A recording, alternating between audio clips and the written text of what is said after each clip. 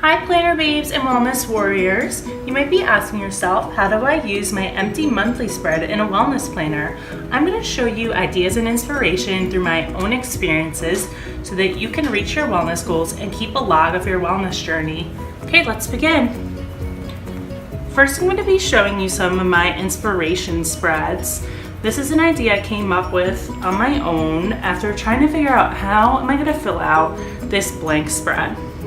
So each column has a different heading. So happy list, what are things that make you happy? Write a few. Affirmations, way to pump yourself up. You are strong, you are a miracle.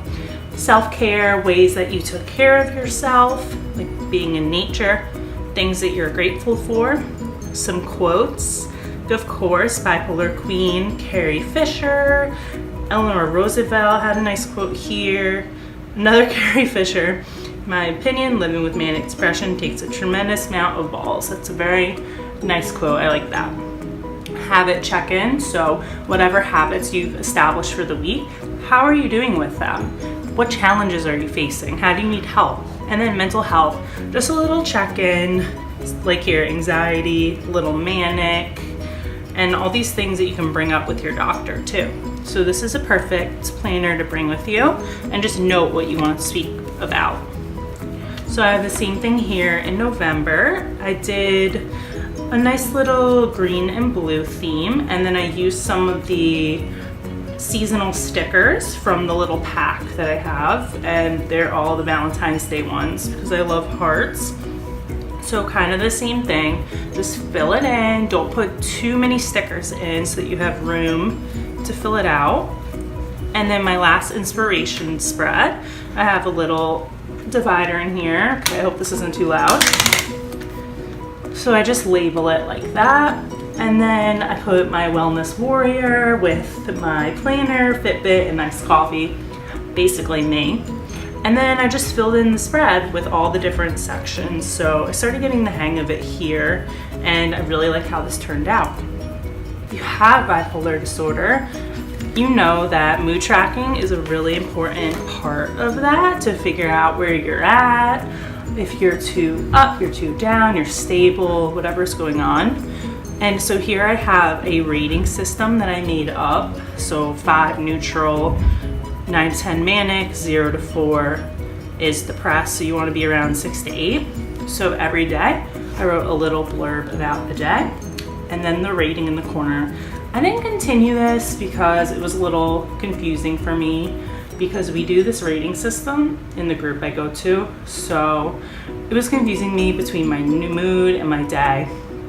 So I'm not sure if I'll continue with this, but if you have bipolar disorder, if you have rapid mood cycling, if you have bipolar 2 and you have mostly depression, this is a good way to figure out what's going on, your patterns. Is it seasons? Do you need more of this? Do you need more of that? Do you need more sleep? Do you need better nutrition? It's a good way. And then in September is when I first started this, so I wasn't exactly sure what I was doing. So every day I just wrote something about that day. So rock that internship, loving road trips. I threw an Oprah quote in there because I love her. And I just wrote myself my letter from my planner. Your toughest work day is over, you can do anything. And then my happy list. So this is more like the blank spread that comes with it.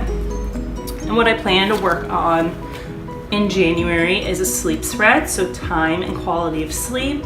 I have my goals for sleep. This is something I'm still working on. And then sleep hygiene and what works for me.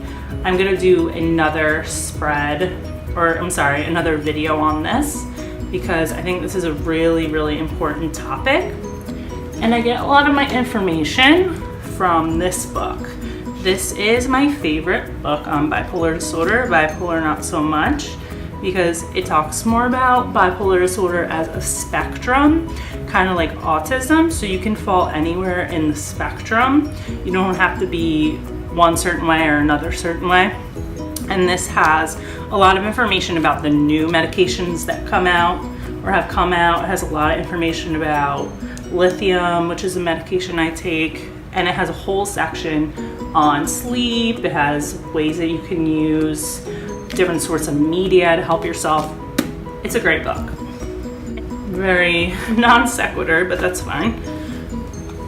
So that is pretty much how you can use your spread.